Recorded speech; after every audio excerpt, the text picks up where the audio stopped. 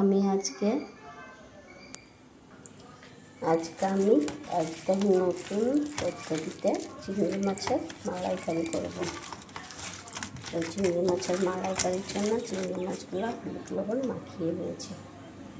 আর এখানে আছে সাদা সরষা, লঙ্কা আর গোয়ামরিচ একসঙ্গে বেটে নেব। তার জন্য আমি কড়াইতে তেল দিয়ে দিলাম।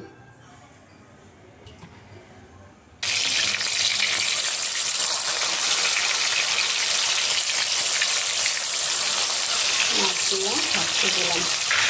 আমাদের চিংড়ি মাছগুলো ভাজা হয়ে গেল। বেশি ভাজবো না, অল্প একটু ভাজবো।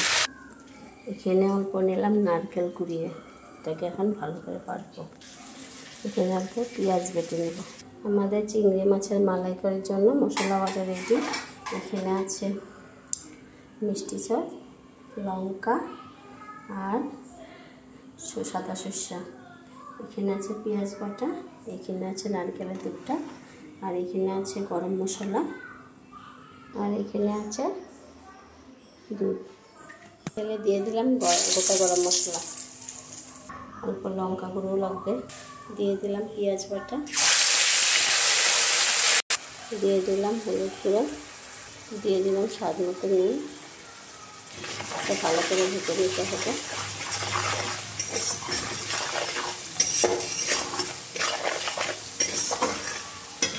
দিয়ে দিলাম বেটে রাখা সরষা, দিয়ে দিলাম নারকেলের দুধটা,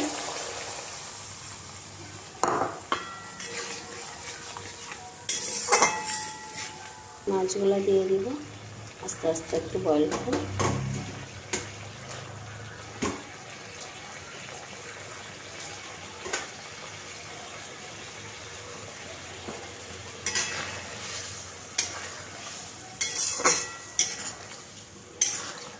আস্তে আস্তে অল্প সিদ্ধ হবে।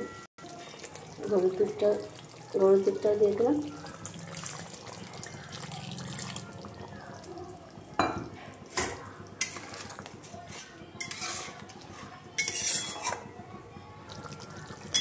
দেখো আমাদের চিংড়ি মাছের মালাইকারি প্রায় হতেই চলেছে। তো কেমন হয়েছে দেখতে।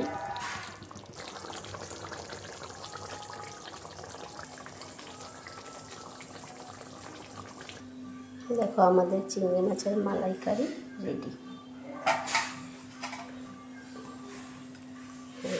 চিংড়ি মাছের সাইজগুলো বেশ বড় বড়।